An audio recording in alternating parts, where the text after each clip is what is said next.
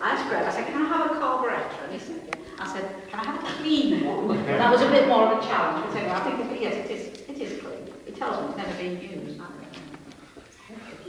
It's a carburettor, so it's part of a car engine. And as I well know from travelling around with my husband to various car events, the car won't run properly until the carburettor is correctly fitted and set up and the petrol or diesel is flowing through it as it should do. It's got jets in it that sometimes get blocked up. Sometimes you get dirt in the petrol and it doesn't work. So it's a vital part of a car engine. So, in a way, it's very similar to John Wesley's experience when he said he felt his heart strangely warmed. The power of God flowed through him, just as in a car engine the petrol flows through that carburettor and makes the engine go. So John Wesley felt he was empowered to do what God was calling him to do. As I've said, if dirt gets in, the engine won't run properly. And how like our lives that can be when we allow things that shouldn't be there to get in the way and to interfere with how we should be living our lives. And we don't always hear what God is telling us to do. And again, that brings us back to our first reading from Samuel. Samuel didn't hear God calling him at first. He thought it was Eli. And it was only the fourth time after Eli had said to him, look, no, it's not me, it's God, that he really realised that it was God calling him. Sometimes things are happening in our lives and they just take over and we don't hear that God is calling us to do something for him. And so we need someone to point us in the right direction, if you like, to unblock the jets in our carburettor and get us running properly for the Lord. Of course, there are many other parts in a car engine, so not just the carburettor. I wouldn't begin to list them all.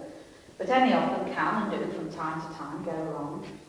And the car might not run properly or might not run at all. And we need the good mechanic to sort it out for us. And that, again, is so like our lives, all the little things that can go wrong. And indeed, in the life of the church, we are all part of the one body, but we all have our own little part to play.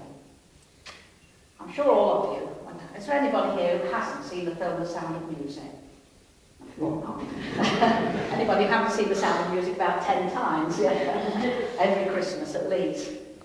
And if you remember, there's a scene at the very end of that film when the family have escaped from the convent and the Germans set off to try and pursue them, and they run out and their cars won't start. And two of the nuns turn to the Mother Superior and they say, Mother, we have sinned. They don't want their hands, and there's a little part like that in there. But they've taken them out of the car engine so the Germans couldn't pursue them. And it's only very small, and you think how big a car is and how big a car engine is, but it stopped it going and the family got away. So you see, we might all be very small parts, or think we're very small parts in God's kingdom, that we can't do very much, but every little part is absolutely vital. Our Corinthians reading reminded us about that we are all essential parts of the body of Christ. Every limb and organ has its own place, and it's not up to any individual part to say that any other part isn't necessary, because everything is vital, even the smallest, most insignificant part. And so we all have a different part to play in the body of Christ. So we heard in verse 28, God has appointed prophets, teachers, miracle workers, and those who have gifts of healing, or ability to help others, or power to guide them. And I'm sure we can all find something in there that fits in with us.